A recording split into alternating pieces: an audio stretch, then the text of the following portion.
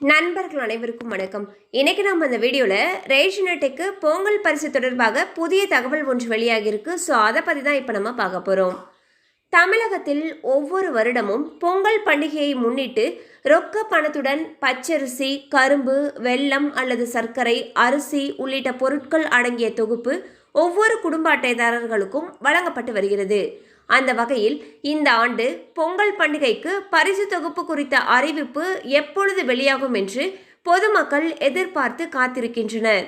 இந்நிலையில் மிக்சாம் புயலால் பாதிக்கப்பட்ட மாவட்டங்களில் உள்ள மக்களுக்கு 6000 ரூபாய் வெள்ள நிவாரணம் அறிவிக்கப்பட்டு வழங்கப்பட்டுள்ளது.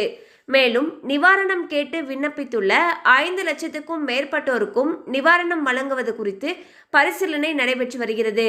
இதற்கிடையே தென் மாவட்டங்களில் பெய்த வரலாறு காணாத மழையால் தூத்துக்குடி, நெல்லை உள்ளிட்ட மாவட்ட பகுதிகளில் பாதிக்கப்பட்ட மக்களுக்கு 6000 ரூபாய், மற்ற பகுதிகள் மற்றும் கன்னியாகுமரி, தென்காசி ஆகிய மாவட்டங்களுக்கு 1000 ரூபாய் நிவாரணம் அறிவிக்கப்பட்டுள்ளது.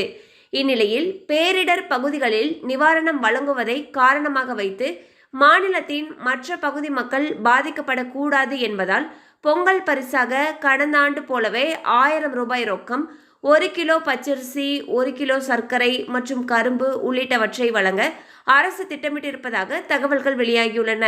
இது குறித்து ஆலோசனையும் நடத்தப்பட்டுள்ளது. இதற்கான அதிகாரப்பூர்வ அறிவிப்பு இந்த வாரத்திலோ அல்லது ஜனவரி முதல் வாரத்திலோ வெளியிடப்பட்டு ஜனவரி 2வது வாரத்திலிருந்து பொங்கல் பரிசு தொகுப்பு விநியோகம் செய்யப்பட இருப்பதாக தகவல்கள் வெளியாகியுள்ளன. ஸோ பார்த்தீங்கன்னா வரக்கூடிய பொங்கல் பண்டிகைக்கு 1000 ரூபாய் ரொக்கம், 1 கிலோ பச்சரிசி, 1 கிலோ சர்க்கரை மற்றும் கரும்பு உள்ளிட்ட பரிசு தொகுப்பு வழங்குறதுக்கு இருக்கிறதாக தகவல்கள் வெளியாகியுள்ளன.